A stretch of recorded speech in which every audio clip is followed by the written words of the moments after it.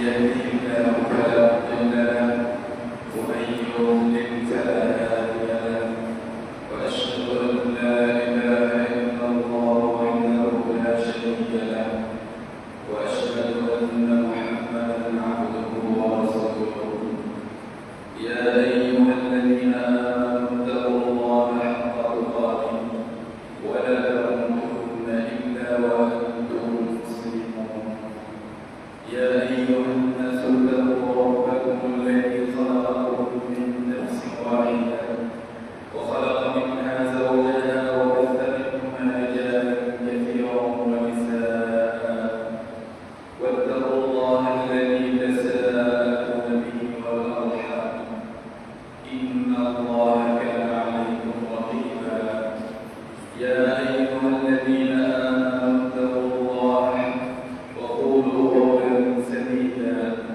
يصلح لكم أعمالكم ويغفر لكم ذنوبكم ومن يطع الله ورسوله فقد فاز فوزا عظيما أما بعد فإن خير الحديث كتاب الله وخير الهدي هدي محمد صلى الله عليه وسلم وشر الأمور محدثاتها وكل محدثة بدعة وكل بدعة ضلالة وكل ضلالة في النار. عن معاذ بن جبل رضي الله عنه قال قال رسول الله صلى الله عليه وسلم ألا أخبرك ببلاد ذلك كله قال بلى يا رسول الله قال كف عليك هذا وأشار إلى لسانه الحديث উপস্থিত সম্মানিত জামিয়া ইব্রাহিমিয়া উলামায়ে কেরাম তালাবাতুল ইলম ও অত্র এলাকা সম্মানিত মুসলিম ভাইরা, আল্লাহ তাআলা প্রশংসা করুন। আমরা আজ জুমার দিনে পবিত্র স্থানে সরকারের জামে মসজিদে উপস্থিত হয়েছি খুতবা শ্রবণ করার জন্য, তারপর সালাত আদায় করার জন্য।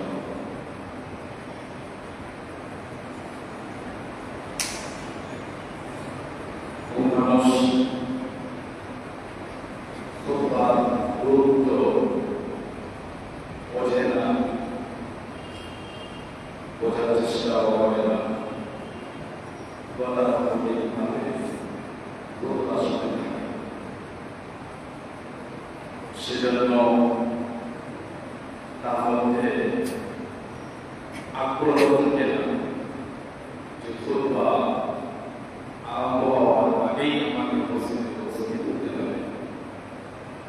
খুতবা চলাকালীন বিরক্তি বোধ করে, ঘুমিয়ে যায়, ঝিমাতে শুরু করে, সময় একটু বিলম্বিত হলে খুতবা ছেড়ে দিয়ে চারিদিকে তাকাই, ঘড়ির দিকে তাকাতে থাকি। আমরা আশা করব যে এইসব অশিষ্ট কাজ আজ কোনো কাজ থেকে করব ইনশাআল্লাহ তাআলা। আমরা এই জামে মসজিদে ইবাদতের জন্য বসেছি। খুতবা শ্রবণ করাও ইবাদত, যেমন এর পরে 2 রাকাত জুমার সালাত আদায় করা ইবাদত, এবং ইবাদত মানুষের জীবনের সবচেয়ে বড় কাজ। সেই সবচেয়ে বড় কাজ করার সময় মানুষ বিরক্ত হতেই পারে। যদি সে বিরক্ত হয়, তার মানে তার ঈমানে ঘাটতি রয়েছে, তার মানে সেই ইবাদতের অর্থ বুঝতে পারেনি। প্রিয় ভাইরা, আজকের আলোচ্য বিষয় এমন একটি বিষয় যে বিষয় আসলে আমাদের সমাজে হওয়া উচিত নয়।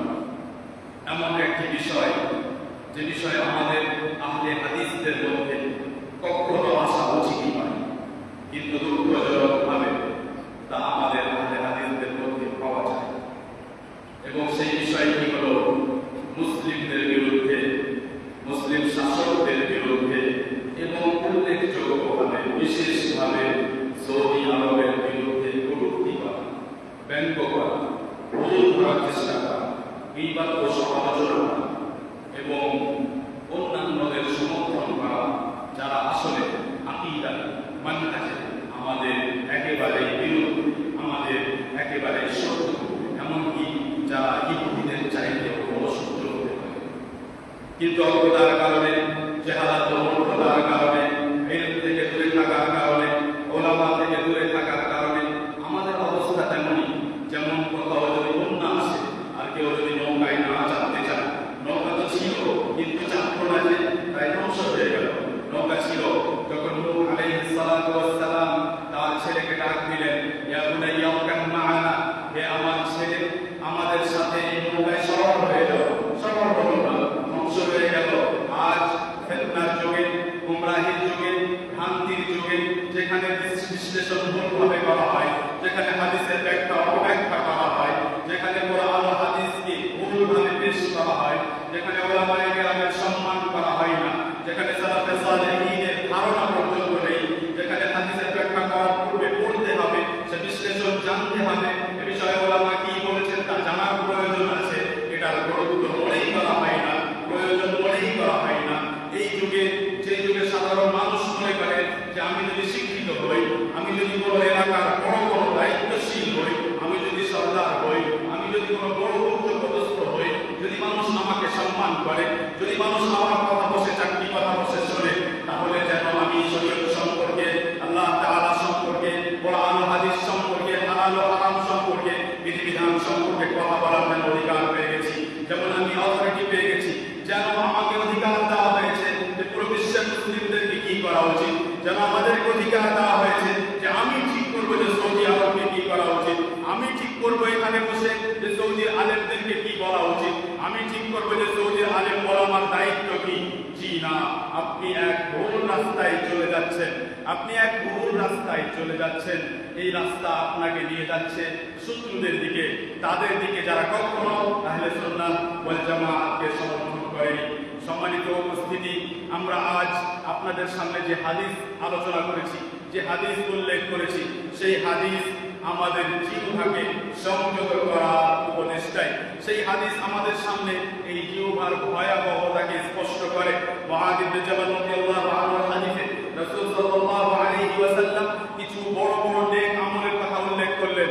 সর্বপ্রথম তাওহীদের কথা উল্লেখ করলেন, যে শিরক থেকে বাঁচতে হবে, একমাত্র আল্লাহ তাআলার ইবাদত করো। তারপর সালাত ও নামাজের কথা বললেন, তারপর যাকাত আদায় করার কথা বললেন, তারপর রোজা ও সিয়ামের কথা বললেন, তারপর হজ আদায় করার কথা বললেন, তারপর বললেন জিহাদের কথা, তারপর বললেন সাদাকার কথা। এসব বড় বড় ইবাদত ও আমল উল্লেখ করার পর রাসূল সাল্লাল্লাহু আলাইহি ওয়াসাল্লাম মুআয ইবনে জাবাল রাদিয়াল্লাহু আনহুকে জিজ্ঞেস করলেন, হে মুআয, আলা উখবিরুকা বিমিলাকি যালিকা কুল্লি, মুআয, তোমাকে কি আমি এমন একটি বিষয় সম্পর্কে জানাই না, আমি তোমাকে এমন একটি বিষয় সম্পর্কে বলি না, যেই বিষয়টি যদি তুমি ঠিক করো, যদি তুমি সংশোধন করো, তাহলে এই সমস্ত ইবাদত পরিপূর্ণরূপে ঠিকভাবে আদায় করা হবে, এবং এই সমস্ত ইবাদত ঠিকভাবে আদায় হবে, এবং এই সমস্ত ইবাদতের উপকারিতা যথাযথভাবে কিয়ামতের দিন পাওয়া যাবে। অর্থাৎ যদি বিপরীত অর্থ নেওয়া যায়, যে যদি তুমি সেই বিষয়টি ঠিক না করো, যদি তুমি সেই বিষয়ে সংশোধিত না হও, তাহলে তোমার এই সব ইবাদত তোমাকে যথাযথ উপকার দিতে পারবে না কিয়ামতের দিন। সালাত পড়েছে ঠিকভাবে, সিয়াম রেখেছে ঠিকভাবে, যাকাত আদায় করেছে, হজও করেছে, কিন্তু নিজের জিহ্বা নিয়ন্ত্রণ করেনি, এই ব্যক্তির নেকি অন্যান্যদের কাছে কিয়ামতের দিন চলে যাবে। রাসূল সাল্লাল্লাহু আলাইহি ওয়াসাল্লাম বললেন, কুফা আলাইকা হাদা।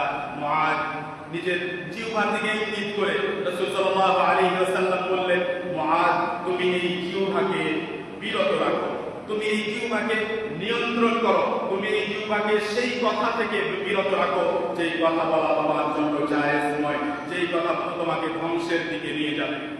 মুআয রাদিয়াল্লাহু আনহু বললেন, ইয়া রাসূলুল্লাহ, ওয়া ইন্না লামুআখাযুনা বিমা নাতাকাল্লামু বিহি। এটা কেমন কথা হলো যে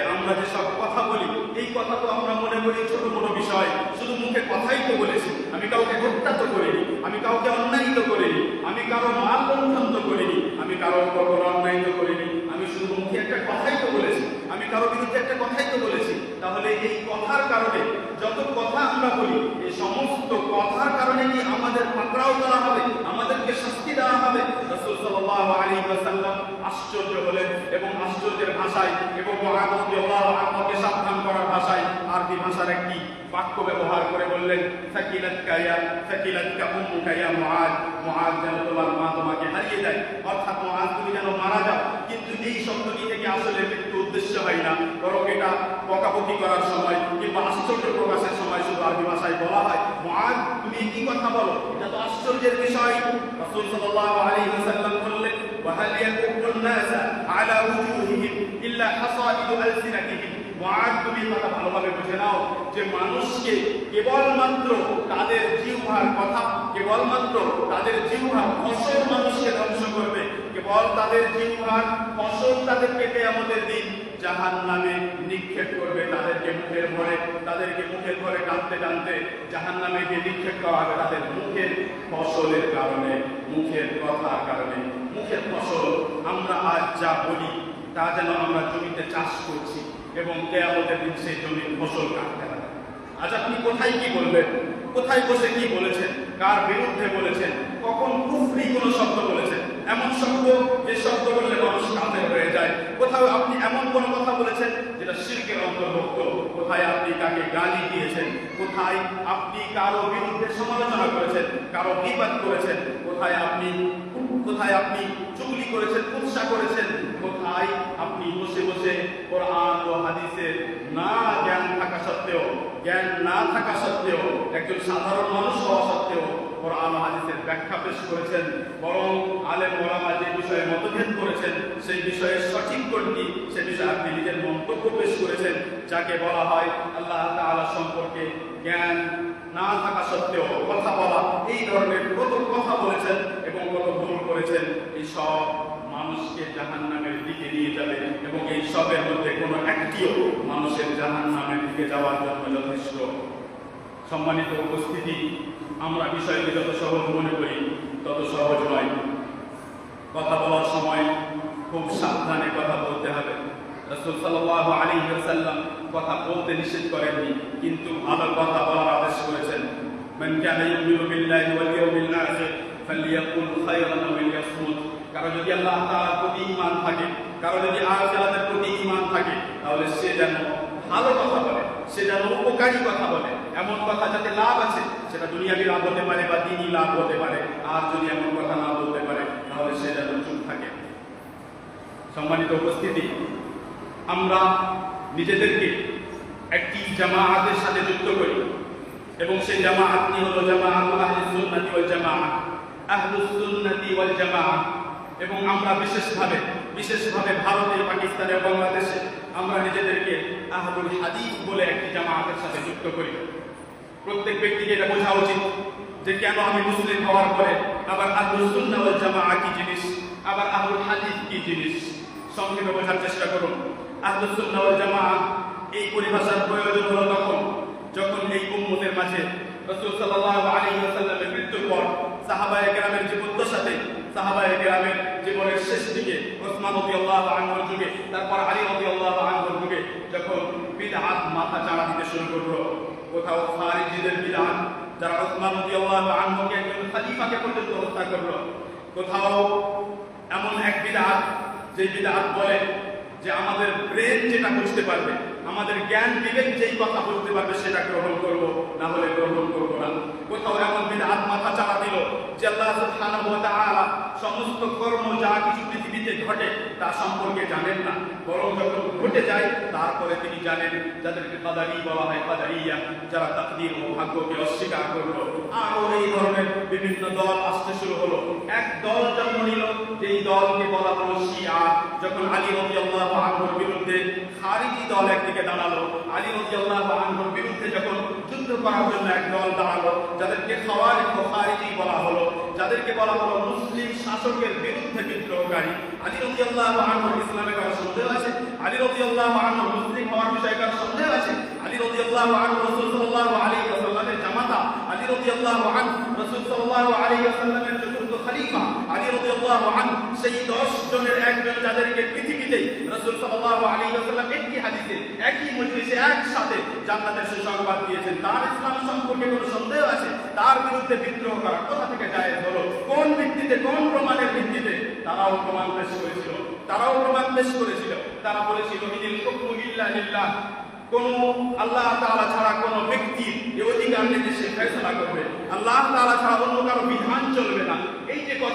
এই কথাটি বলা হয়েছিল সেই সময় যখন আলী রাদিয়াল্লাহু আনহু ও মুআবিয়া রাদিয়াল্লাহু আনহুর মাঝে কিছু সমস্যা হওয়ার কারণে তারা যখন নিজেদের মধ্যে সুলহ এবং নিজেদের মধ্যে মীমাংসা করতে চাইলেন, তখন দুই পক্ষ থেকে কিছু সাহাবায়ে কেরামকে নির্ধারণ করা হলো যে আপনারা সিদ্ধান্ত নেবেন, যেটা সিদ্ধান্ত নেবেন সেটা আমরা মুআবিয়া রাদিয়াল্লাহু আনহুর পক্ষের লোক এবং আলী রাদিয়াল্লাহু আনহুর পক্ষের লোক উভয় গ্রহণ করে নেব। এই কথাটি কখনো আল্লাহ সুবহানাহু ওয়া তাআলা বিধানের বিরুদ্ধে ছিল না, কখনো এই কথাটি আল্লাহ রাব্বুল আলামিনের দ্বীনের বিরুদ্ধে ছিল না, কোরআন ও হাদিসের পরিপন্থী ছিল না। কিন্তু তারা সেই সময়ে একটা হট্টগোল করলো, ইনিল হুকমু ইল্লা লিল্লাহ। এই কেমন কথা যে আপনি মানুষের বিচার দিচ্ছেন, এখানে বিচার তো আল্লাহ তাআলা হবে। আলী রাদিয়াল্লাহু আনহু বললেন কালিমাতুল হাক্কি উরিদা বিহা বাতিল। এই কথাটি খুব ভালো, বরং এটি তো কোরআনের একটি অংশ, কোরআনের একটি আয়াতের অংশ, কিন্তু এই কথা বলে তারা যা উদ্দেশ্য করেছে সেটা হলো বাতিল। তারা মনে করে যে আমি এবং মুআবিয়া রাদিয়াল্লাহু আনহু আমরা সবাই মিলে যে সিদ্ধান্ত নিলাম যে মুসলিমদের মধ্য হতে, সাহাবাদের মধ্য হতে এই বিষয় মিটে যাওয়া উচিত এবং মীমাংসা হয়ে যাওয়া উচিত, সেটার জন্য কয়েকজন মানুষকে আমরা নির্ধারণ করলাম। সেটাকে তারা মনে করলো যে আল্লাহ রাব্বুল আলামিন ছাড়া অন্য কাউকে হাকিম বানিয়ে নেওয়া হলো। সেই সময় থেকে শুরু হয়েছে যে আল্লাহ তাআলার বিধানে পৃথিবীতে চলবে, আজ পর্যন্ত চলছে। এবং সেই সময় আলী রাদিয়াল্লাহু আনহু বলেছিলেন যে এই কথাটি খুব সুন্দর যে একমাত্র আল্লাহ তাআলার বিধান চলবে, কারো বিধান চলবে না। কিন্তু এই কথাটির পিছনে এক ভয়ঙ্কর এক আকীদা রয়েছে, ভয়ঙ্কর এক মানহাজ পদ্ধতি রয়েছে, আর সেটা হলো যে মুসলিম শাসককে হত্যা করা যাবে। আর তাই খারিজিরা আলী রাদিয়াল্লাহু আনহুকে হত্যা করেছিল। আজ আপনি ওদেরকে সমর্থন করতে চান যারা সর্বপ্রথম খলিফাকে হত্যা করেছে, ওদেরকে সমর্থন করতে চান যারা ওই একই বাক্য বলে যে আল্লাহ তাআলার বিধান কায়েম করতে হবে, যারা আলেম ওলামাকে তাদেরই মতো, ওই খারিজিদেরই মতো, যারা আলেম ওলামাকে কিছুই মনে করে না, যারা আজ থেকে নিয়ে প্রায় 100 বছর আগে পর্যন্ত নবী সাল্লাল্লাহু আলাইহি ওয়াসাল্লামের যুগ থেকে যত ওলামায়ে কেরাম এসেছেন, যাদের মধ্যে সাহাবা, ইবনে আব্বাস, ইবনে মাসউদ, তারপরে তাবেঈন, যাদের মধ্যে ওলামায়ে কেরাম ইমাম আহমদ, ইমাম মালিক, ইমাম শাফিঈ, তারপরে মুহাদ্দিসিন ও ফুকাহা, কত বড় বড় আলেম ওলামা চলে গেছেন, যাদের এক একটি কিতাবের লাইন বুঝতে এদের অবস্থা খারাপ হয়ে যাবে, যাদের কিতাবের এক একটা প্যারাগ্রাফ সামনে রাখলে এরা পড়তে পারবে না, যাদের কিছু কিতাবের নাম এদের জানা পর্যন্ত নেই, তারপরেও এদের সাহস, এদের দুঃসাহসিকতা দেখুন যে এরা মনে করে যে আলেম ওলামার কোনো প্রয়োজন নেই, বরং আমরা কোরআন হাদিসকে নতুনভাবে বুঝবো। এবং তার নাম আরবিতে দেয় সর্বপ্রথম মিশরে ফাহমুল ইসলামি বিল জাদীদ, ফাহমুল জাদীদ, নতুনভাবে ইসলামকে বোঝা। আশ্চর্য কথা, এখন পর্যন্ত ইমাম আহমদ, ইমাম বুখারী ও মুসলিম, আবু দাউদ যে ইসলাম বুঝলেন, যে ইসলাম আজ পর্যন্ত ওলামায়ে কেরাম বুঝলেন, শেষের যুগে ইবনে বাজ, ইবনে উসাইমিন, শেখ আলবানী রাহিমাহুল্লাহ, এরা পর্যন্ত যেই ইলম বুঝলেন, যেই ঈমান বুঝলেন, যেই বিশ্বাস বুঝলেন, যে আকীদা ও মানহাজ বুঝলেন, হাকিম কে হবে এবং কার একমাত্র এই পুরো পৃথিবীতে রাজত্ব চলবে, এই বিষয়টি তারা বোঝেননি, তারা এই কথা বোঝেননি। তাদের সমস্ত ব্যাখ্যা ও বিশ্লেষণকে উপেক্ষা করে নতুনভাবে ব্যাখ্যা বিশ্লেষণ করা যে যদি কোনো মুসলিম শাসকের কিছু ভুল দেখতে পাওয়া যায় তাহলে সে বিষয়ে আলোচনা করতে হবে, যদি কোনো মুসলিম শাসকের কিছু এমন কাজ দেখতে পাওয়া যায় যেটা বড় গোনাহ, সেটাকে তাকফীর পর্যন্ত নিয়ে যেতে হবে, অর্থাৎ সেটার ভিত্তিতে তাকে কাফের বলে দিতে হবে, আর তারপরে বিদ্রোহ ঘোষণা করতে হবে, তারপরে তার বিরুদ্ধে যুদ্ধ করার চেষ্টা করতে হবে, যেখানে সেখানে তার বিরুদ্ধে গল্প করতে হবে। এই চিন্তাধারা আহলে সুন্নাহ ওয়াল জামাআতের নয়, কান খুলে শুনে নিন, এই চিন্তাধারা আহলে সুন্নাহ ওয়াল জামাআতের নয়। আপনাকে আমি 15টি কিতাবের নাম যদি বলি, যেই কিতাবগুলো আহলে সুন্নাহ ওয়াল জামাআতের আকীদার ব্যাপারে সবচাইতে বড় উৎস, যেখান থেকে আহলে সুন্নাহ ওয়াল জামাআতের সমস্ত আকীদা নেওয়া হয়েছে, ইমাম আহমদ থেকে নিয়ে শেষ পর্যন্ত লালাকাই পর্যন্ত এবং তাদের আরো পর পর্যন্ত ইবনে বাজ পর্যন্ত সমস্ত কিতাবে আপনি যদি খোঁজ করতে শুরু করেন, কোথাও আপনি এদের সমগুণ একটি লাইনও পাবেন না।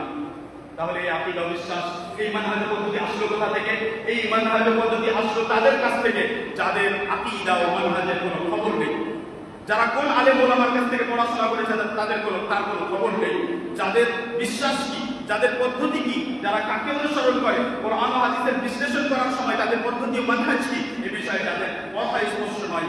আমরা সাধারণ মানুষ, সাদাসিধা মানুষ, আমাদের সামনে কোনো একজন শিক্ষিত মানুষ যে নিজের শিক্ষা খুব প্রচার করে, যে নিজের শিক্ষা দাবি করে, দেখে মনে হয় কোনো স্কুলের প্রফেসর, কোনো ইউনিভার্সিটির প্রফেসর এবং কোথাকার কোনো বড় একজন ডক্টর আমাদের সামনে এসে যখন চাকায় ইংরেজি বলে আর কিছু বোঝাতে শুরু করে, আমাদের মনে হয় যে জ্ঞানী মানুষ, যে তো খুব ভালোই কথা বলছেন, তাহলে ইনি যা যা বলছেন সব ঠিক। আমরা ধ্বংস হয়েছি ওলামায়ে কেরাম থেকে দূরে থাকার কারণে, এবং আলেম ওলামার মাঝে যারা এই ভ্রান্ত রাস্তায় গিয়েছে তারা ধ্বংস হয়েছে মজবুত ইলম অর্জন না করার কারণে। জি, আমরা যেমন ধ্বংস হয়েছি ওলামা থেকে দূরে থাকার কারণে, তেমনি অনেক মানুষ যাদেরকে আলেম বলা হয় তারাও ধ্বংস হয়ে গেছে সঠিক ইলম থেকে দূরে থাকার কারণে। আমার প্রশ্ন হলো যে আপনি যদি জানতে চান যে একজন মুসলিম হাকিম ও মুসলিম শাসক সম্পর্কে আমার দায়িত্ব কি, কর্তব্য কি, তাহলে আপনাকে যে সব কিতাব থেকে ইলম নিতে হবে। ওলামায়ে কেরাম, ওলামায়ে আহলুস সুন্নাহ ওয়াল জামাআহ আজ পর্যন্ত যত কিতাব লিখেছেন সেই কিতাবগুলোর একটি কিতাবের নাম কি আপনার জানা আছে? সেই কিতাবের কোনো একটি কিতাব জীবনে আজ পর্যন্ত আপনি খুলে দেখেছেন? যদি না, তাহলে আপনাকে ইলম দাবি করার কোনো অধিকার নেই। তাহলে আপনি আলেমদের মধ্যে আসতে পারেন না। আপনি হতে পারেন তালেবে ইলম, আপনি ইলম অর্জন করছেন, কিন্তু মানুষকে আমরা এটা বলতে পারি না তিনি একজন আলেম না, অনুসরণ করুন। সমস্ত কিতাব আরবি ভাষায় আছে, যে মানুষগুলো আরবি ভাষায় বোঝে না সে ইলম নিবে কোথা থেকে? আমি বুঝতে পারি ওর কাছে ইলম আসবে কোথা থেকে? আমার প্রশ্ন হলো যে ইমাম আহমদ রাহিমাহুল্লাহ যখন কথা বলছেন তখন আরবিতে বলছেন, বারবারি রাহিমাহুল্লাহ সুন্নাতে যখন কথা বলছেন আরবিতে বলছেন, লালাকাই রাহিমাহুল্লাহ তার কিতাব আস-সুন্নাহ যখন কথা বলছেন আরবিতে বলছেন, সেই আলোচনা আসবে কোথা থেকে? কোথা থেকে আপনি পাবেন? আপনাকে যতক্ষণ না আপনি মূল উৎস থেকে ইলম নেবেন ততক্ষণ পর্যন্ত আপনি সঠিক জানতে পারবেন না। আপনি অবাক হবেন যে আমরা নিজেদেরকে আহলুস সুন্নাহ ওয়াল জামাআত বলি, কিন্তু না সুন্নাত আমরা ঠিকভাবে পালন করেছি, না আমরা ঠিকভাবে জামাআতের সাথে আছি। এবার বলুন যে সুন্নাত কি? সুন্নাত হলো, সুন্নাতের একাধিক অর্থ, যার মধ্যে এইখানে আহলুস সুন্নাহ বলতে যে সুন্নাহ উদ্দেশ্য করা হয়েছে সেই সুন্নাহ হলো রাসূল সাল্লাল্লাহু আলাইহি ওয়াসাল্লামের পুরো জীবন, রাসূল সাল্লাল্লাহু আলাইহি ওয়াসাল্লামের পুরো পদ্ধতি, তারিকাতুন নবী সাল্লাল্লাহু আলাইহি ওয়াসাল্লাম, নবী সাল্লাল্লাহু আলাইহি ওয়াসাল্লামের পুরো পদ্ধতি, আকীদার বিষয়ে, আমলের বিষয়ে, ঈমানের বিষয়ে, প্রত্যেক বিষয়ে রাসূল সাল্লাল্লাহু আলাইহি ওয়াসাল্লামের পদ্ধতি হলো সুন্নাহ। তাহলে আমরা কি রাসূল সাল্লাল্লাহু আলাইহি ওয়াসাল্লামের সুন্নাহ অনুসরণ করেছি, পদ্ধতি অনুসরণ করেছি? আল জামাআহ হলো সাহাবায়ে কেরাম সর্বপ্রথম, যারা সাহাবায়ে কেরাম থেকে আলাদা হয়ে কেউ খারিজি হয়েছে, আলী রাদিয়াল্লাহু আনহুকে হত্যা করেছে, তাদের দল নয়। সাহাবায়ে কেরামের দল থেকে আলাদা হয়ে যারা ভাগ্যকে, তাকদীরকে অস্বীকার করেছে, তারা নয়। আহলে সুন্নাহ ওয়াল জামাআহ সাহাবায়ে কেরাম থেকে আলাদা হয়ে যারা শিয়া হয়ে গেছে, আলী রাদিয়াল্লাহু আনহুর ব্যাপারে ভুল আকীদা রেখেছে, সাহাবায়ে কেরামের সাথে শত্রুতা রেখেছে, তারা আহলে সুন্নাহ ওয়াল জামাআহর অন্তর্ভুক্ত নয়। তাহলে আমি যদি আহলে সুন্নাহ ওয়াল জামাআহ হতে চাই, তাহলে আমাকে সুন্নাহ অনুসরণ করতে হবে এবং সেই জামাতের সাথে থাকতে হবে যে জামাত সাহাবায়ে কেরামের জামাত এবং সাহাবার অনুসারী তাবেঈনের জামাত এবং আজ পর্যন্ত যারা তাদের অনুসরণ করছে। আপনি নাম যেটাই দিন না কেন, আপনি নাম না দিন সেখানে কোনো সমস্যা নেই, কিন্তু নামের প্রয়োজন হলে আপনাকে নাম দিতে হবে। এটাই হলো আমাদের সমস্ত ওলামায়ে কেরামের পদ্ধতি ও তাদেরই কথা। যদি কোনো মানুষ বলে যে আমি মুসলিম, আমি নিজেকে কেন বলবো আহলুল হাদিস, কিন্তু সে মুসলিম অথচ সে কবরের পূজাকে সঠিক মনে করে, কবরের সামনে সেজদা করাকে সঠিক মনে করে, তাহলে আপনি কিভাবে পার্থক্য করবেন একজন এমন মুসলিমকে যে শিরক থেকে দূরে থাকতে চায় আর একজন মুসলিম যে শিরককে সমর্থন করে? একজন মুসলিম বলে আমি মুসলিম, আমি নেকির কাজের আদেশ করি, আমি সবসময় মানুষকে সালাতের জন্য বলি, ভালো কাজের আদেশ করি, কিন্তু আমি কখনো মানুষকে শিরক থেকে বাধা দেই না। শিরক করুক, সমস্যা নেই, আমরা তাদের সাথে আছি, তাদেরকেও বলবো যে ভালো কাজ করুন, কিন্তু বলবো না কোনো কিন্তু শিরক থেকে দূরে থাকুন। কখনো বলবো না যে আপনি যে পীরের জন্য জবাই করেছেন এটা আল্লাহ রাসূল সাল্লাল্লাহু আলাইহি ওয়াসাল্লাম লানত করেছেন, যে জবাই করে পীরের নামে লানত করেছেন, লাআনাল্লাহু মান যাবাহা লিগাইরিল্লাহ, আল্লাহ তাআলা তার অন্য জন্য যে জবাই করলো আল্লাহ তাআলা তার উপরে লানত করবে। বলবো না, কারণ বলতে গেলে তো শত্রুতা হবে, বলতে গেলে তো সমস্যা হবে। আমরা চাই না শত্রুতা, আমরা চাই মিলে থাকি। এই পদ্ধতি আহলে সুন্নাহ ওয়াল জামাআতের নয়, এই পদ্ধতি আহলে সুন্নাহ ওয়াল জামাআতের নয়। আহলে সুন্নাহ ওয়াল জামাআতের পদ্ধতি হলো যে সুন্নাহ সব সময় আগে থাকবে। আপনি মানুষকে বলবেন সালাত করুন, নামাজ পড়ুন, কিন্তু কখনো বলবেন না যে এইভাবে করুন কারণ এটাই সহিহ হাদিস, এইভাবে করুন কারণ এটা সহিহ হাদিস, বলবেন না, কারণ বলতে গেলে আপনার অন্যদের সাথে দ্বন্দ্ব হবে। তাহলে আপনি সঠিক পদ্ধতির উপরে নাই, আপনি ভুল পদ্ধতির উপরে চলছেন। যদি আপনি বলেন যে আমি অমুকের বিরুদ্ধে বলতে পারি, অমুক দেশের বিরুদ্ধে বলতে পারি, তাহলে এটি আহলে সুন্নাহ ওয়াল জামাআতের পদ্ধতি নয়। আজ পর্যন্ত আহলে সুন্নাহ ওয়াল জামাআতের মূল নীতির মধ্যে একটি নীতি হলো যে সাহাবায়ে কেরাম সম্পর্কে চুপ থাকতে হবে। আমি আমাদের সমাজকে এবং আমাদের ভাইদেরকে এবং নিজেদেরকে কিছু গুনাহ সম্পর্কে বলি। আমরা তো সব সময় সৌদি আরবের বিরুদ্ধে খুব কথা বলি, খুব বলি আমরা, যেখানে সেখানে বলি, এবং আশ্চর্য লাগে যে এমন নোংরা নোংরা ভাষা ব্যবহার করে বলি, নিজের কানে শোনা। আমি কোনো কারো কথা বর্ণনা করছি না, নিজের কানে শুনেছি, খুব বিরুদ্ধে বলি। আমার প্রশ্ন হলো যে সৌদি আরবের কোন একটা কোনায়, পুরো সৌদি আরবে আপনি যে জীবনে গিয়েছেন কিনা আল্লাহু আ'লাম, সৌদি আরবের কোন একটা কোনায় যেই দ্বীনি পরিবেশ পাওয়া যায়, যে ইলমের উচ্চতা পাওয়া যায়, তার একটা কোনার সমান আপনি পুরো ভারতে কোথাও আমাকে দেখিয়ে দিন, পুরো ভারতে কোথাও আমাকে দেখিয়ে দিন, পুরো পাকিস্তানে দেখিয়ে দিন, পুরো বাংলাদেশে দেখিয়ে দিন সৌদি আরবের একটা কোনা। শুধু সৌদি আরবের শুধু যদি জামিয়া ইসলামিয়া মদিনা বিশ্ববিদ্যালয়কে নিয়ে নিই, তাহলে না ইলমের উচ্চতা আপনি দেখাতে পারবেন পুরো বিশ্বে কোথাও, না সেই ইলমের উচ্চতা দেখাতে পারবেন, না সেই পর্যায়ে আলেম ওলামা দেখাতে পারবেন, না সেই পর্যায়ে ইলম দেখাতে পারবেন, না আমল দেখাতে পারবেন, না সেই পর্যায়ে বিশ্বাস আছে, না সেই পর্যায়ে আমল আছে, কিছুই নেই। আপনার ধারণাও নেই কোনোদিন যে একজন মানুষ মসজিদে আসরের সালাত পড়তে যায় আর এশার সালাত পড়ে বাড়ি যায়, জীবনে আপনি ভাবেন। কিন্তু সৌদি আরবে এই পরিবেশ দেখতে পাওয়া যায়। কি আপনি সৌদি আরবের বিরুদ্ধে বলেন? কখনো সৌদি আরব যান, নিজে যান, নিজ চোখে দেখুন, অবাক লাগে যে সৌদি আরবে থাকার সময় পর্যন্ত মানুষ এমন এমন উল্টা পাল্টা কথা বলতো, সেখানে থেকেই মানুষ জানতে পারে না। আপনি এখানে বসে বসে সব জানতে পারছেন, কে কোথায় কি ভুল করছে সব বুঝতে পারছেন, আর এখান থেকে আবার ফতোয়াও লিখছেন। আপনি এখান থেকে ফতোয়া দিচ্ছেন যে সৌদি আরবের আলেম ওলামাকে কথা বলা উচিত, তারা চুপচাপ বসে আছে, তারা কথা বলছেন না।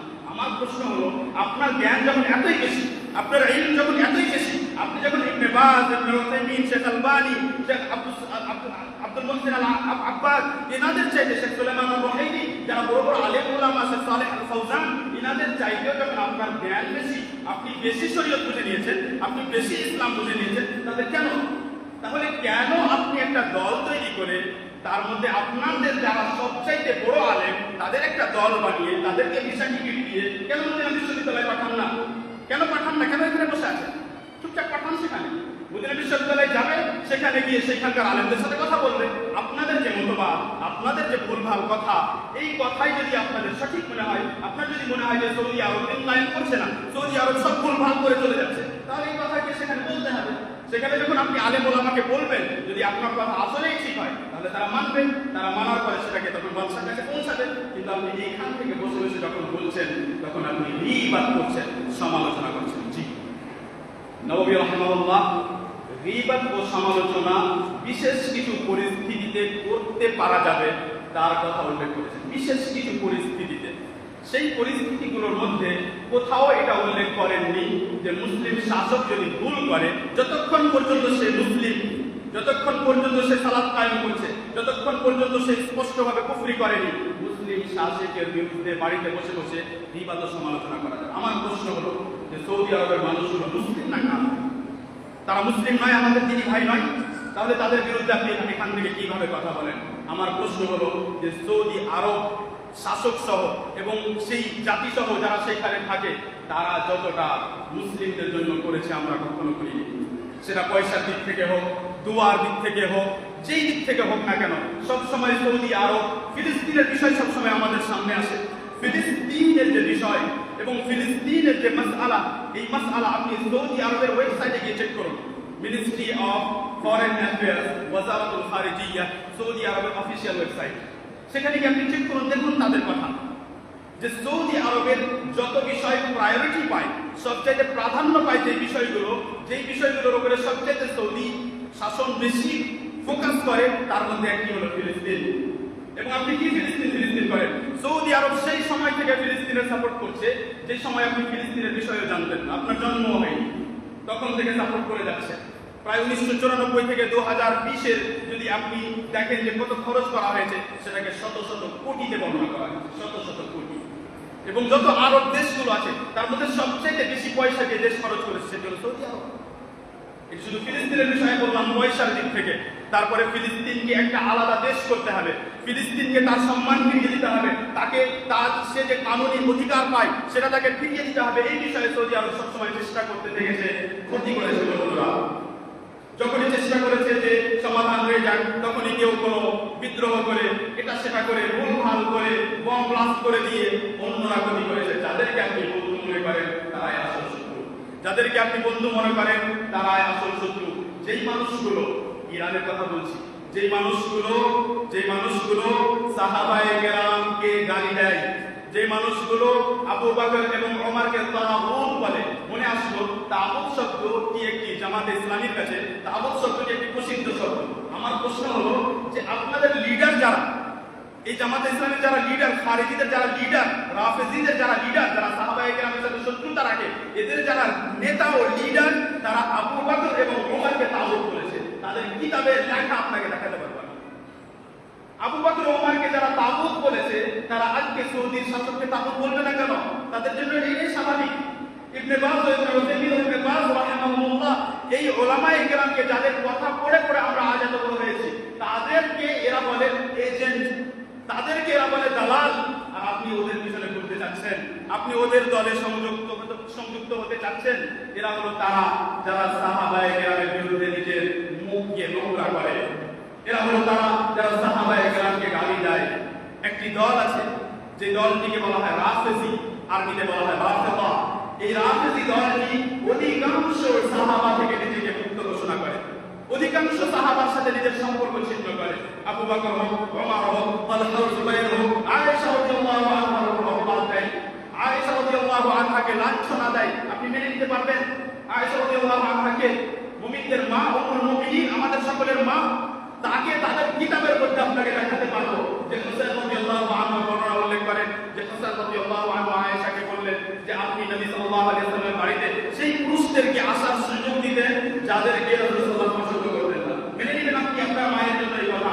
কারা বলে এই কথা? রাফেজিরা এই কথা বলে, রাফেজিরা এই কথা বলে, এবং তারাই মুআবিয়া রাদিয়াল্লাহু আনহুর উপর কথা বলে। আমি অবাক হলাম, সহিহ বুখারী খুললাম এবং সহিহ বুখারীর মধ্যে যখন দেখলাম যে বুখারী রাহিমাহুল্লাহ সাহাবায়ে কেরামের যখন ফজিলত উল্লেখ করেছেন, সেইখানে ফজিলত উল্লেখ করতে করতে মুআবিয়া রাদিয়াল্লাহু আনহুর ব্যাপারে একটি অধ্যায় কায়েম করেছেন। বলছেন বাবু যিকরি মুআবিয়া।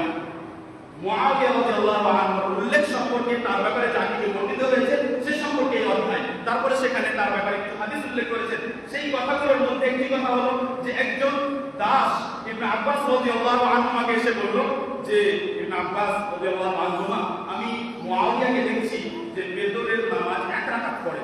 আমরাও কিন্তু বেদরের নামাজ এক রাকাত পড়ি। ভালোভাবে শুনুন, মুআবিয়া রাদিয়াল্লাহু আনহুকে কি অভিযোগ করা হলো যে উনি বেদরের নামাজ এক রাকাত পড়েন, যেন এটা ভুল হচ্ছে।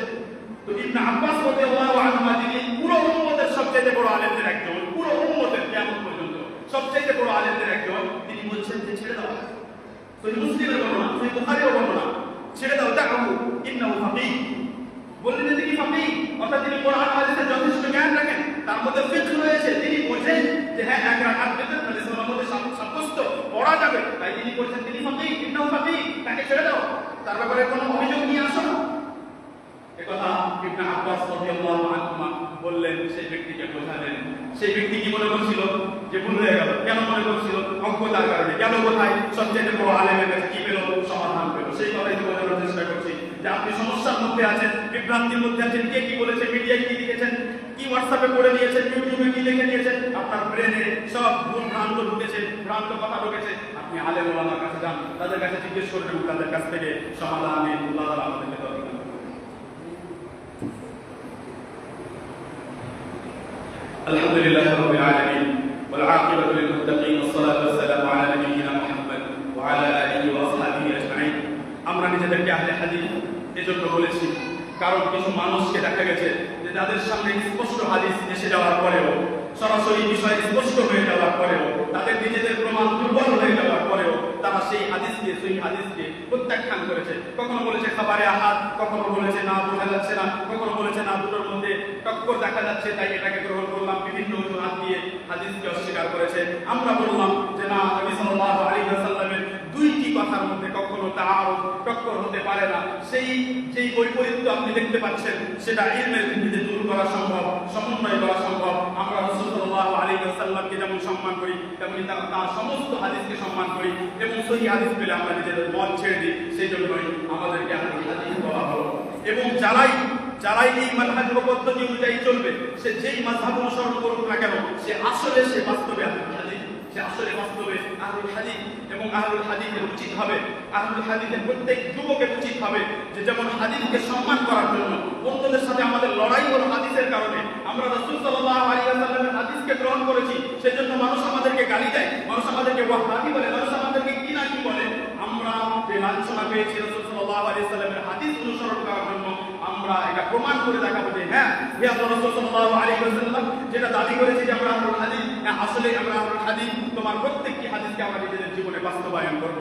শুধু আহলুল হাদিসের মানে এটা নয় যে আপনি মসজিদে দাওয়াতের আপনি যুক্ত করবেন আর তার জন্য লড়াই করবেন। শুধু আহলে হাদিসের মানে এটা নয় যে আপনি মসজিদে আমিন বলবেন। শুধু আহলে হাদিসের মানে এটা নয় যে আপনি শুধু সূরা ফাতিহা পড়তে হবে না তারাবি কত রাকাত পড়তে হবে এটা নিয়ে রমাদান মাসে লড়াই করবেন। জি না, আহলুল হাদিস মানে হলো যেখানে হাদিস আসবে সেখানে আর কোনো কথা হবে না, সেখানে কোনো মানুষের কোনো কথা চলবে না। যখন হাদিস আসবে যে রাসূল সাল্লাল্লাহু আলাইহি ওয়াসাল্লাম আমাদেরকে পাঁচটি শব্দ ব্যবহার করে দাড়ি লম্বা করতে বলেছেন, কোনো আহলে হাদিসের বাচ্চা, কোনো আহলে হাদিস যুবক, কোনো আহলে হাদিস বাবা, কোনো আহলে হাদিস ভাই এটা বলবে না যে না আমি দেখবো, না আমি পরে করবো, না সমাজ কি বলবে, বিয়ে হবে কিনা। জি না, বরং আপনি বলবেন যে রাসূল সাল্লাল্লাহু আলাইহি ওয়াসাল্লামের হাদিস, কথা শেষ। কে কি বিশ্লেষণ করেছে? না, যে সমস্ত ওলামায়ে কেরাম যারা যোগ্য আলেম ওলামা, যারা দাড়ি রেখেছেন লম্বাভাবে তাদেরকে প্রশ্ন করতে হবে, যারা কেটে রেখেছে তাদেরকে নয়। যারা কেটে রেখেছে তাদেরকে জিজ্ঞেস করলে হবে না, কারণ ভুলভাল বিশ্লেষণ আপনার সামনে আসতেই পারে। সেজন্য আপনি যখন জানবেন যে রাসূল সাল্লাল্লাহু আলাইহি ওয়াসাল্লাম কখনো দাড়িতে হাত দেননি, তিনি লম্বা দাড়ি ছেড়ে দিয়েছেন, তাহলে আপনার জন্য এতটাই যথেষ্ট হবে যে আপনি দাড়ি ছেড়ে দিবেন। সাহাবায়ে কেরাম রাসূল সাল্লাল্লাহু আলাইহি ওয়াসাল্লামকে জুতা খুলতে দেখলে খুলে দিতেন, জুতা পরলে পরে থাকতেন, খুলতে দেখলে খুলে দিতেন, আংটি পরতে দেখলে পরতেন, খুলে ফেলে দিতে দেখলে খুলে ফেলে দিতেন, জিজ্ঞেস করতেন না। রাসূল সাল্লাল্লাহু আলাইহি ওয়াসাল্লামকে যেখানে পেশাব করতে দেখেছেন সেখানে গিয়ে পেশাব করেছেন। রাসূল সাল্লাল্লাহু আলাইহি ওয়াসাল্লামকে যেখানে গোসল করতে দেখেছেন সেই জায়গায় গোসল করেছেন, যদিও প্রয়োজন নেই। রাসূল সাল্লাল্লাহু আলাইহি ওয়াসাল্লামকে যেখানে সালাত আদায় করতে দেখেছেন সেখানে সালাত আদায় করেছেন, যদিও সেটা কোনো সালাতের সময় নয়। সাহাবায়ে কেরাম এইভাবে অনুসরণ করেছেন। নবী সাল্লাল্লাহু জিজ্ঞেস করেননি যে নবী সাল্লাল্লাহু এটা কি সুন্নাত, নবী সাল্লাল্লাহু এটা কি ফরজ, নবী সাল্লাল্লাহু এটা কি না করলে সমস্যা আছে, নবী সাল্লাল্লাহু এটা কি করলে সমস্যা আছে। জি না, বরং নবী সাল্লাল্লাহু করতে দেখেছেন আর সাহাবায়ে কেরাম করেছেন। যদি বাস্তবে আপনি সত্যবাদী হতে চান আর সত্যি আহলুল হাদিস হতে চান, তাহলে আপনার সামনে হাদিস আসবে আর আপনার মুখ বন্ধ হয়ে যাবে, কোনো কথা হবে না, কোনো লজিক ব্যবহার হবে না। তেমনি চোখের সামনে যেমন দাড়ি কেটে আমরা চোখের সামনে প্রকাশ্যে আল্লাহ তাআলার সামনে বিরোধিতা করছি, প্রকাশ্যে আমরা ঘুরে বেড়াচ্ছি, আল্লাহ তাআলা আমাদেরকে 24 ঘন্টা দেখছেন। এই মানুষগুলো সব মুসলিম নিজেদেরকে আহলে হাদিস বলে এবং দাড়ি ছেড়ে ঘুরে বেড়াচ্ছে, অর্থাৎ আমার একটি বিধানকে যে রাসূল সাল্লাল্লাহু আলাইহি ওয়াসাল্লাম যেটা বলেছেন সেই বিধানকে পায়ের তলে খুঁজে দিয়ে ঘুরে বেড়াচ্ছে। আপনাকে খারাপ লাগে না, মনে কষ্ট হয় না? কিভাবে করেন আপনি এটা? আর এই ধরনের কি এক একটা বিধান আছে? কত বিধান যে আমরা নষ্ট করেছি, যে মানুষগুলো বিড়ি সিগারেট টেনে বেড়াচ্ছে, নেশা করে বেড়াচ্ছে। তারপরে আমরা যে সমাজ পরিচালনা করছি, আমাদের সমাজে প্রত্যক্ষভাবে স্পষ্টভাবে আমাদের চোখের সামনে এই বাজার মার্কেটগুলোতে স্পষ্টভাবে নোংরা দেখানো হচ্ছে। এবং দুঃখজনক হলেও সত্য যে আমরা অনেক সময় নামাজ পড়ার পরে মাথায় সুন্দর টুপি, লম্বা লম্বা দাড়ি, সাদা পোশাক গিয়ে বসেছি ওইখানে। আপনি বলেন যে না আমি সেদিকে মুখ করে তাকাই না, আপনার সেখানে বসে থাকা জায়েজ নয়। আপনি হাদিস শুনেছেন কিন্তু বুঝেননি। হাদিস হলো যে রাসূল সাল্লাল্লাহু আলাইহি ওয়াসাল্লাম বলেছেন যদি আপনি নিষেধ না করতে পারেন তাহলে অন্তর থেকে ঘৃণা করতে হবে, আর অন্তর থেকে ঘৃণা করলে মানুষ সেখানে বসে থাকে না। যদি আপনি পায়খানার পাশে বসে থাকেন তাহলে আপনাকে কি বলবো, আপনি পায়খানাকে পছন্দ করেন না অপছন্দ করেন? একেবারে সোজা কথা, বোঝার প্রয়োজন আছে। এবং শুনুন আপনাদের অবগতির জন্য যে ওলামায়ে কেরাম অপ্রয়োজনীয়ভাবে প্রয়োজন ছাড়া বাজারে যাওয়াকে অপছন্দনীয় বলেছেন, মাকরুহ বলেছেন। হারাম তো বলেননি, কিন্তু অপছন্দনীয় বলেছেন। আহলে হাদিস অপ্রয়োজনীয় ভাবে কেন বসে সেখানে আড্ডা দেবে? সেই সময়ে বসে বসে কত রকমের সমালোচনা, কত কি আপনি বলা বলি করেন। যদি সেই সময় বাড়িতে বসে আরাম করতেন তো ভালো, শুধু শুয়ে থাকতেন তো ভালো, মুখে কোনো সময় সুবহানাল্লাহ বলতেন সেটা ভালো, কোরআন পড়তেন সেটা ভালো, নিজের ছেলেকে বলতেন কোনো একটা ভালো কথা বলতেন সেটা ভালো, কিন্তু আপনি গিয়ে সময় নষ্ট করছেন। আল্লাহ তাআলা আমাদেরকে হিদায়াত দান করুন। প্রকাশ্য এবং অত্যন্ত দুঃখজনক যেই অবস্থা থেকে চোখ ফেটে জল বেরিয়ে আসে, সেই প্রকাশ্য গুনাহগুলোর মধ্যে যা আমরা কি জানি বাধা দেওয়ার চেষ্টা করছি কিনা, সেটা হলো পর্দাহীনতা। মেয়ে ছেলেরা বাড়ির ভিতরে নয়, একটা পিড়ি বেঁধে হারাম কাজ করছে, একটা পিড়ি বেঁধে হারাম নোংরা কাজ করছে, দ্বিতীয় বেপরদা হয়ে পর্দাহীন হয়ে বসে দ্বিতীয় হারাম কাজ করছে। তারপরে পুরুষদের সামনে একেবারে গেটের উপরে বসবে, আর শুধু যদি কোনো মাওলানা সাহেব চান তখন একটু ঘাড়টাকে ঠেকে নেবে, আর বাকি মানুষের সামনে তাদের কোনো পর্দা করতে হয় না। ইসলামকে আমরা নিজের মন মতো বুঝে নিয়েছি। কিয়ামতের দিন যখন ফয়সালা হবে তখন কালিয়াচকের ইসলাম বোঝা অনুযায়ী ফয়সালা হবে না, জি না। কিয়ামতের দিন যখন ফয়সালা হবে তখন সঠিক অনুযায়ী ফয়সালা হবে। আর সঠিক হলো যে একজন মেয়ের পা থেকে মাথা পর্যন্ত পুরোটাই পর্দা। সব থেকে সঠিক শক্তিশালী মত হলো যে চোখ পর্যন্ত ঢুকতে হবে। এমনকি ওলামায়ে কেরাম এক চোখ খুলে রাখতে পারবে, এক চোখ ঢেকে রাখতে হবে, এতটুকু পর্যন্ত বলেছেন। আপনি কি মনে করেন? আপনি মনে করেন শুধু আমি পা ঢেকে দিলাম হয়ে গেল? আপনার পা খোলা, আপনার মাথা খোলা, জি না, চুল একটা পর্যন্ত দেখতে পাওয়া যাবে না। কোনো যদি কোনো আজনাবি, কোনো বেগানা পুরুষ যদি একটা চুল দেখে তাহলে সেটা হারাম হচ্ছে। বলেছেন এই মহিলারা যারা সুসজ্জিত হয়ে সেটে কুটে বাইরে বের হয় এরা জান্নাতের সুগন্ধি পাবে। হাদিস শুনেছেন 40 বছর দূর পর্যন্ত জান্নাতের সুগন্ধি পাবে, অর্থাৎ 40 বছর থেকে দূরে থাকবে। প্রকাশ্যভাবে বলা হবে কেন? আমি সৌদি আরবকে সংশোধন করতে বসেছি। সৌদি আরব আমাদের ব্যাপারে ভালো ধারণা রাখে, সুধারণা রাখে, আমাদের সবাইকে মুসলমান মনে করে। আমি অবাক হই অনেক সময় যে হারামের ইমামদেরকে অনেক সময় বেদাত করে, স্পষ্ট শিরক করে। তারা যখন হারামের ইমামদেরকে ডেকে আনে তখন হারামের ইমামরা চলে আসে। সাদাসিধা মানুষ, সৌদি আরবের মানুষ, মদিনার মানুষ, মক্কার মানুষ, সাদাসিধা মানুষ চলে আসে। চলো মুসলিম ভাই ডেকেছে, চলো যাই। আমি যদি গিয়ে তাদের স্টেজে বসি তো সৌন্দর্য বর্ণনকারী হবে, স্টেজটা সুন্দর হয়ে যাবে, চলো যাই। ওদের ব্যাপারে ভালো ধারণা রাখছে, কিন্তু এই ইমামগুলো জানেন না যে যখন এরা ফিরে যায় তখন এই মানুষগুলোই সৌদি আরবে ঢুকতে পারে। আমি অবাক, আমি আশ্চর্য হয়ে যাই যে সৌদি আরব সব সময় আমাদের জন্য পুরো পৃথিবীতে কোরআন প্রিন্ট করার জন্য ভালোভাবে শুরু, পুরো বিশ্বে যত জায়গাতে কোরআন ছাপানো হয়েছে তার মধ্যে সবচাইতে নির্ভরযোগ্য কারিদের সামনে সবচাইতে নিখুঁত ভাবে যেখানে কোরআন ছাপানো হয়েছে সেটা হলো মদিনা মুনাওয়ারা কিংবা কোরআন প্রিন্টিং কমপ্লেক্স। এবং নিজের চোখে দেখা এবং নিজের বিশ্লেষণ করেছি গতবার যে তারা এক একটি পৃষ্ঠা প্রিন্ট করার জন্য 5 বার 7 বার সেটাকে চেক করে। যদি এটা বিস্তারিত করি তাহলে একটা লম্বা সময় লাগবে। এবং পুরো পৃথিবীতে ফ্রিতে বিতরণ করে। আপনি তাকে গালি দিয়েছেন, কিন্তু উমরা করতে গিয়ে আপনি যদি সেই কমপ্লেক্সের মধ্যে যান একটি কোরআনের কপি আপনাকে উপহার স্বরূপ দেওয়া হবে। তারা তো জানে না, তারা তো আমাকে মুসলিম মনে করছে, কিন্তু কে জানে যে এই মুসলিমগুলোই আবার ফিরে গিয়ে যখন শেরশাহী আর মুজমপুরা কালিয়াচকের চায়ের দোকানে বসলে তখন সবচেয়ে বড় জ্ঞানী হয়ে গিয়ে ইবনে বাজকে ওদের ছাত্র বানিয়ে দিল। কে জানে? ওরা তো জানে না, ওরা তো ভালো ধারণা রাখে, কিছু ধারণাই রাখে। আপনার এই মাদ্রাসায় জামিয়া হাক্কানিয়া হোক আর ইব্রাহিমিয়া হোক আর যেকোনো ইন্ডিয়া, ভারত, পাকিস্তান, বাংলাদেশের যেকোনো একটা প্রতিষ্ঠান হোক, সেইখানে যদি আপনি চান যে আমার এই মজলিসকে আমি জমজমাট করবো, তাহলে আপনি সৌদি আরব থেকে একজন আলেমকে নিয়ে আসেন। কেন আপনি চায়না থেকে নিয়ে আসেন না? কেন আপনি ইরান থেকে নিয়ে আসেন না? কেন আপনি তুর্কি থেকে নিয়ে আসেন না? নাই কোথা থেকে নিয়ে আসেন আপনি? আশ্চর্য কথা, নাই তো আনবেন কোথা থেকে? বাস্তব হলো যে সৌদি আরবে একদম যেইভাবে ইলম চর্চা হচ্ছে পুরো পৃথিবীতে কোথাও হয় না। আল্লাহ রাব্বুল আলামিন কোন সময় কোন জায়গাকে বাছাই করেন। এক সময় ছিল যখন ভারতে তুহফাতুল আহওয়ালি লেখা হয়েছে, এক সময় ছিল যখন ভারতে মিরআতুল মাফাতিহ লেখা হয়েছে, এক সময় ছিল যখন ভারতে ইলমুল হাদিস এত প্রচুর ছিল যে আরবের আলেম ওলামা এখান থেকে এই পর্যন্ত হয়ে গেছে। কিন্তু আল্লাহ রাব্বুল আলামিনের ইচ্ছা ধীরে ধীরে না আমাদের দিকে কিছুটা দুর্বল হয়েছে, সৌদি আরবে এখন মজবুত হয়েছে, শক্তিশালী হয়েছে। আমি ইরানের আমার এক বন্ধুকে একটি ছোট্ট কথা বলব। আমার এক ইরানের বন্ধু যে মদিনা বিশ্ববিদ্যালয়ে পড়াশোনা করে, তার বাবা মারা গেছে, সে নিজের দেশ ফিরে যেতে পারেনি। তার মা মারা গেছে, সে নিজের দেশ ইরান ফিরে যেতে পারেনি। ভাই কেন যাওনি? তোমার বাবা মারা গেল, তোমার মা মারা গেল, আজ 7 বছর 8 বছর হয়ে গেছে, তুমি লাগাতার তুমি টানা 8 বছর ধরে সৌদি আরবে মদিনায় আছো, কেন তোমার মা বাবার কথা মনে পড়ে না? সে বলে যে আমি যদি একবার চলে যাই আর ইরানের শাসন, ইরানের পাওয়ার ক্ষমতা যদি জেনে নেয় আমি চলে এসেছি সৌদি আরব থেকে পড়াশোনা করে, তাহলে আমাকে দ্বিতীয়বার আর ইরান থেকে বেরিয়ে সৌদি আরব আসতে হবে। কার সাথে আপনি হাত মেলানোর কথা বলছেন?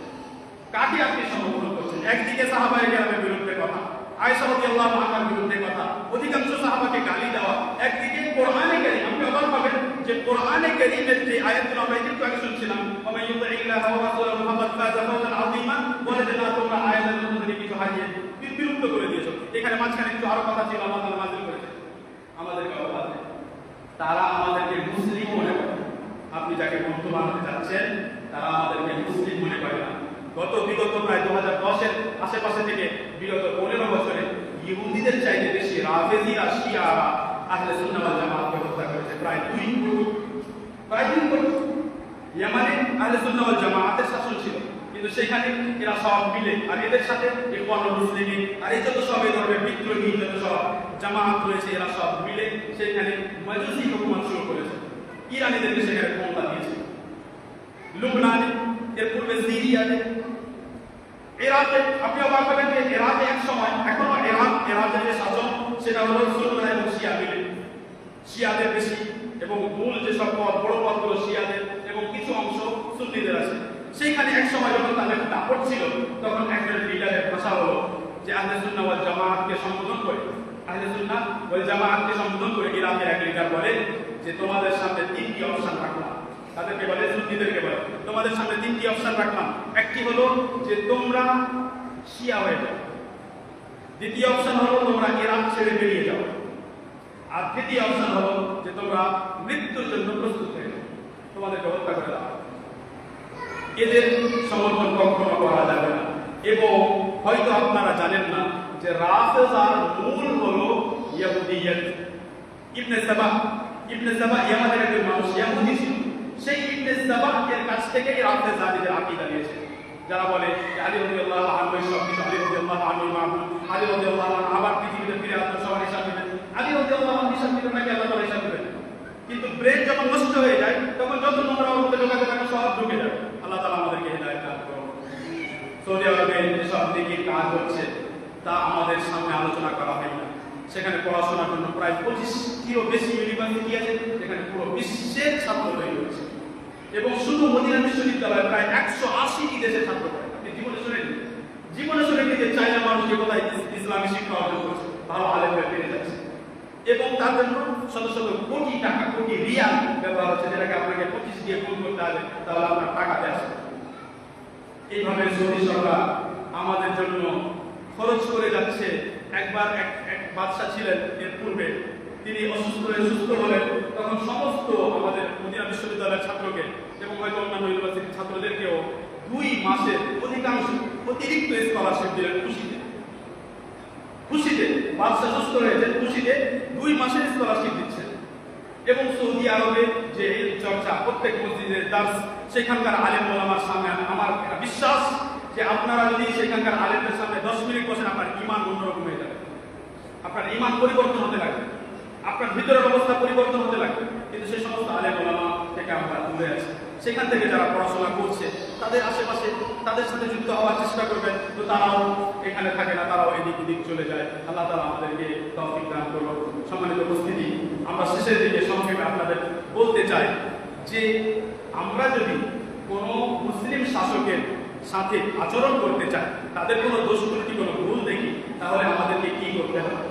আমরা দেখলাম যে বহু জায়গাতে মুসলিম দেশে এই ভুলটা হচ্ছে, আমাদেরকে কি করতে হবে? নবী সাল্লাল্লাহু আলাইহি ওয়াসাল্লাম এই বিষয়ে আমাদেরকে কি শিখিয়েছেন? এই বিষয়ে মুসনাদ আহমদে ইয়াদ ইবনে রাদিয়াল্লাহু আনহু বর্ণনা করেন যে রাসূল সাল্লাল্লাহু আলাইহি ওয়াসাল্লাম বলেছেন, শব্দ ছেড়ে দিচ্ছি কারণ সময় শেষ, যে রাসূল সাল্লাল্লাহু আলাইহি ওয়াসাল্লাম বললেন, কেউ যদি কোনো বাদশাকে, কোনো শাসককে উপদেশ দিতে চায়, তাহলে যেন তার হাতটা ধরে তার সাথে নির্জনে যায়। তাহলে শুনুন হাদিসের শব্দ, তার হাতটা ধরে যেন নির্জনে যায়, গিয়ে উপদেশ দেয়। এবার যদি সেই রাজা, সেই বাদশা, শাসক তার কথা গ্রহণ করে তো ভালো কথা, যদি না করে তাহলে যেটা দায়িত্ব ছিল সেটা আদায় হয়ে যাবে। তাহলে এই হলো পদ্ধতি উপদেশ দেওয়া। এবার আপনি বলবেন যে আমি বাদশার হাত কিভাবে ধরবো গিয়ে? এটা উত্তর হলো যে ইবনে বাজ রাহিমাহুল্লাহ বলতেন যে আপনি যদি সরাসরি বাদশার কাছে না পৌঁছাতে পারেন, তাহলে আপনি ওইখানে পৌঁছান যেই ব্যক্তি বাদশার কাছে পৌঁছাতে পারে। সেজন্য আমি একটু আগে বলছিলাম যে আপনি সৌদি আরব যান, সেখানকার আলেম ওলামাকে জানান আর তাদেরকে অনুরোধ করুন, এটা হলো প্রথম পদ্ধতি। আর দ্বিতীয় পদ্ধতি হলো যে আমাদেরকে তাদের জন্য দোয়া করতে হবে। সহিহ মুসলিমে বর্ণিত নবী রাদিয়াল্লাহু আনহু যে রাসূল সাল্লাল্লাহু আলাইহি ওয়াসাল্লাম বললেন, দ্বীন আন-নাসিহা, এই দ্বীনের দ্বীন হলো কল্যাণ কামনা করার উপর। প্রত্যেক ব্যক্তির জন্য আমাদের মুসলিমদেরকে কল্যাণ কামনা করতে হবে। তো রাসূল সাল্লাল্লাহু আলাইহি ওয়াসাল্লাম জিজ্ঞেস করা হলো কার জন্য কল্যাণ কামনা করব? তখন মুসলিমদের কথা উল্লেখ করার সাথে সাথে বললেন মুসলিম ইমামদের, অর্থাৎ মুসলিম শাসক। এবার লক্ষ্য করো যে হয়তো এটা শুনেছেন কিনা যে মুসলিম ইমাম বলা হয়, ইমাম বলা হয়। একটা হলো ইমাম সুগরা, যারা মসজিদের ইমাম এবং আমাদের সালাতের ইবাদতের ইমাম, আর আরেকটা হলো ইমাম কুবরা, বড় ইমাম, তিনি হল ইমাম যিনি পুরো দেশ পরিচালনা করেন, যদি মুসলিম শাসক হয়, ইমাম বলা হয়েছে। তো রাসূল সাল্লাল্লাহু আলাইহি ওয়াসাল্লাম বললেন তাদের জন্য কল্যাণ কামনা করে। এবার আমাকে বলুন যে কল্যাণ কামনা তাদের জন্য দোয়া করার মধ্যে আছে না কল্যাণ কামনা তাদের ইবাদত সমালোচনা করার মধ্যে আছে? এবং এই তোমরা দোয়া করবে, তারা তোমাদের জন্য দোয়া করবে। আল্লাহ তাআলা আমাদেরকে হিদায়াত দান করুন। শেষ কথা যেটা বলে শেষ করব, সেটা হলো যে খারিজিদের মধ্যে, যে খারিজিরা আলী রাদিয়াল্লাহু আনহুকে হত্যা করেছিল, আমরা তো কখনো তাদের সাথে থাকতে চাইবো না। যারা ওসমান রাদিয়াল্লাহু আনহুকে হত্যা করেছিল তাদের সাথে কখনো থাকতে চাইবো না, যেন অস্ত্র নিয়ে বেরিয়ে যাবো মুসলিম শাসকের বিরুদ্ধে। কিন্তু একটি খারিজিদের মধ্যে দল পাওয়া যায়, যে দলটির নাম হলো আল কাআদিয়া। আল কাআদিয়া, যারা এখানে ছাত্ররা আছে তাদের জন্য হাফে ও জাবার এবং আইনে ও জাবার, আল কাআদিয়া। আল কাআদিয়া শব্দটি নেওয়া হয়েছে উহুদ থেকে, বসা থেকে। এখন আমি যদি যুদ্ধ করতে যাই তাহলে উঠে গেলাম যুদ্ধ করতে, আর যদি না যাই তাহলে বসে আছি। কিন্তু বসে বসে আমি যুদ্ধের পরিবেশ বানাচ্ছি, যুদ্ধের পরিবেশ তৈরি করছি, বলছি ওর বিরুদ্ধে, এর বিরুদ্ধে আমাদেরকে বের হওয়া উচিত, ফিলিস্তিন চলে যাওয়া উচিত, মুসলিম শাসকরা কিছু করছে না, সৌদি আরবের আলেম ওলামা কিছু করছে না, আমাদের চলে যাওয়া উচিত, এই যে করছি, এই যে মুখে বলছি, এটাকেই বলা হয়েছে এদেরকে কাআদিয়া। ইবনে হাজার রাহিমাহুল্লাহ বলেন লা ইউবাশিরুল কিতাল, এরা নিজেরা গিয়ে যুদ্ধ করে না, কিন্তু ইউযাইয়িনুনা লিগাইরিহিম আল খুরুজ আলাল মুসলিমিন, অন্যদের সামনে এটাকে সুন্দর করে পেশ করে যে এই সব শাসকদের বিরুদ্ধে আমাদেরকে লড়াই করা উচিত। তো আমরা না খারিজি হতে চাচ্ছি, আর আমরা না কাআদিয়াদের অন্তর্ভুক্ত হতে চাচ্ছি, বরং আমরা সুন্নাতের অনুসরণ করতে চাই এবং আমরা জামাতের সাথে থাকতে চাই এবং আহলে হাদিস হয়ে থাকতে চাই। তাওহীদ আমাদের হবে সবচেয়ে প্রথম বিষয়, তাওহীদ ও সুন্নাহ হবে আমাদের সবচেয়ে প্রথম বিষয়, এবং জামাতে ইসলামী এটাকে গুরুত্ব দেয় না, তাবলীগী জামাত এটাকে গুরুত্ব দেয় না। সেজন্য যারা আজ পর্যন্ত এই দলগুলোর সাথে জড়িত আছেন তারা নিজেরা আলেম ওলামার সাথে যোগাযোগ করুন এবং এদের বাস্তবতা সম্পর্কে জানুন। তাদের একটি কিতাব তাবলীগী জামাতের ফাযাইলে আমাল এবং আরেকটি কিতাব মুনতাখাব হাদিস, দুটি কিতাব এক নজর দেখলাম। তাদের 6টি নীতি আছে, যেই 6টি নীতি তাদের যে লিডার ইলিয়াস সাহেব, তিনি ওই 6টি নীতি সম্পর্কে বলেন, আমি এই 6টি নীতি পেয়েছি কাশফের মাধ্যমে। কাশফ একটা আরেক শব্দ, অর্থাৎ আমার আর আল্লাহ তাআলার মাঝে যে পর্দা, যে আমি আল্লাহ তাআলাকে দেখতে পাচ্ছি না, তার কথা শুনতে পাচ্ছি না, এই পর্দা সরে গেল, সরাসরি আল্লাহ তাআলা আমাকে কি বলছেন, আমার ভিতরে ঢুকছে। মানে নবীগণের কাছে ফেরেশতাকে আসতে হতো, সরাসরি আল্লাহ তাআলার কথা এসে নবীগণের ঢুকে ঢুকে যায়নি। ফেরেশতা আসবেন, ফেরেশতা এসে বলতেন। আর এরা নবীদের চাইতে উঁচু পর্যায়ে চলে গেছে যে এদের কাছে সরাসরি পর্দা সরে যায় আর আল্লাহ তাআলার কথা এদের ভিতর মধ্যে চলে আসে। এইভাবে তাবলীগী জামাতের যে মেন লিডার, তার কাছে 6টি মূল নীতি এসেছে। এবার যেহেতু সরাসরি আল্লাহর কাছ থেকে এসেছে, আসলে এটা মিথ্যা, সেই জন্য ভুল নীতি এসেছে, ভুল আসে। সেই জন্য এই 6টি মূল নীতির মধ্যে কোথাও তাওহীদ নাই, যদিও আছে তো ভুল বিশ্লেষণ আছে, সুন্নাত নাই। এবং অবাক হবেন যে আমি একটি কিতাবে প্রথম খুলে দেখলাম তাদেরই সমস্ত ফাযাইলে আমাল মুনতাখাব হাদিস, তো সেইখানে লোকমান আলাইহিস সালাম যে নিজের ছেলেকে উপদেশ দিলেন যে আমার ছেলে এটা করো, এটা করো, এটা করো না, সেই উপদেশ দিয়েছে, অধ্যায় দিয়েছে ভালো কাজের আদেশ, মন্দ থেকে নিষেধ। তো ভালো কাজের আদেশ করা আর মন্দ থেকে নিষেধ করা এটা তাদের একটি নীতি, কিন্তু আহলে সুন্নাহ ওয়াল জামাতের মতো নয়। তাদের ভালো কাজ হলো এমনি সাধারণ গুলো, নামাজ পড়ো, দোয়া করো, জিকির করো, কোরআন পড়ো, কিন্তু তাওহীদের উপরে থাকো, শিরক থেকে বাঁচো, এটা না। সুন্নাতের উপরে থাকো, বিদআত থেকে বাঁচো, এটা না। সেই জন্য আপনি অবাক হবেন, আপনি কিতাব খুলে গিয়ে দেখতে পারবেন যে সেই জায়গাতে যে উপদেশ শুরু হয়েছে লোকমান আলাইহিস সালামের, লোকমান আলাইহিস সালাম নিজের ছেলেকে উপদেশ দিয়েছেন। আমি মাঝখানে আলাইহিস সালাম বললাম, নবীদের ছাড়া অন্যদেরকে আলাইহিস সালাম বলার সম্পর্কে। তো লোকমান আলাইহিস সালাম নিজের ছেলেকে উপদেশ দিতে গিয়ে সর্বপ্রথম যে উপদেশ দিয়েছেন সেটা হলো লা তুশরিক বিল্লাহ, শিরক করো। ওরা এই সব আয়াতগুলোকে বাদ দিয়ে মাঝখানে আকিমিস সালাত, সালাত কায়েম করো, ভালো কাজের আদেশ দাও, এই আয়াতটিকে উল্লেখ করেছে লোকমান আলাইহিস সালামের উপদেশ। তার উপরে আয়াতগুলো কোথায় গেল? সবচেয়ে বড় উপদেশ যেটা প্রথমে ছিল যে শিরক করো না, ওই উপদেশ কই? একেই বলে উপদেশ, বলে এটা কি মানা, মানে মাঝখান থেকে যেগুলো আসলে গুরুত্বপূর্ণ বিষয় ছিল সেগুলোকে বার করে দিল, আর আপনার যেটা ওদের উদ্দেশ্য সেটা উল্লেখ করলো। আপনি এখন সাধারণ মানুষ কি বুঝবেন? আপনি বলবেন ভালোই কথা লিখেছে, কিন্তু ওইখানে যে মাঝখানে একটা চুরি করেছে সেটা ধরতে পারবেন না, ঠিক আছে, চোর দরওয়াজা বলা হয়, ধরতে পারবেন না। কেন এটা করবো? কারণ ওইটা ওই যে 6টা নীতি যে পেয়েছে দরজা খুলে, যেটা সরাসরি এসেছিল, ওই 6 নীতির মধ্যে শিরক থেকে বাধা দেওয়াটা ছিল না, সেই জন্য এই অবস্থা। এবং হাদিসের মধ্যে সহিহ কিসসা, গল্প কাহিনী কত আছে তার শেষ নেই। এবং আমাদের কথা হলো যে হাদিস আলেম ওলামা সবসময় হাদিস যাচাই বাছাই করে সঠিক কথা বলছেন, আমাদেরকে সাহাবায়ে কেরামের সাথে যুক্ত করছেন এবং আমাদেরকে সঠিক জ্ঞান দিচ্ছেন, তাহলে আমাদের অন্য দিকে যাওয়ার প্রয়োজন কি? এবং যে কোনো দল যখনই নতুন কোনো নাম রাখবে তখন সেই দলের সাথে যুক্ত হওয়ার পূর্বে যোগ্যতম আলেমদের কাছ থেকে জানতে হবে যে এই দলের নীতির মধ্যে, মানহাজের পদ্ধতির মধ্যে কোথাও কোনো ইসলামী কিছু আছে কিনা। আল্লাহ তাআলা আমাদের সকলকে তৌফিক দান করুন। আল্লাহ তাআলা আমাদের এই ভাষাকে কবুল করুন। আমাদের মধ্যে যারা এখনো বিভ্রান্তির পথে চলছে, যারা এখনো নামাজ ত্যাগ করে, যারা এখনো বিভিন্ন হারামের সাথে জড়িত। আল্লাহ তাআলার কাছে দোয়া করি, হে আল্লাহ তাআলা তোমার কুদরতে তুমি তাদের সকলকে তোমার পথের হেদায়েত দান করো, তাদের হৃদয় পরিবর্তন করো এবং তুমি সবকিছু করতে ক্ষমতা রাখো। হে আল্লাহ তাআলা আমাদের মধ্যে যারা ঋণগ্রস্ত এবং যারা বিভিন্ন সমস্যায় ভুগছে তাদের সমস্যার সমাধান করো, তাদেরকে ঋণ মুক্ত হওয়ার তৌফিক দান করো। হে আল্লাহ তাআলা আমাদের মধ্যে যারা অসুস্থ তাদেরকে পূর্ণ সুস্থতা দান করো। আল্লাহুম্মা সাল্লি ওয়া সাল্লিম ওয়া বারিক আলা নাবিয়িনা মুহাম্মদ ওয়া আলা আলিহি ওয়া সাহবিহি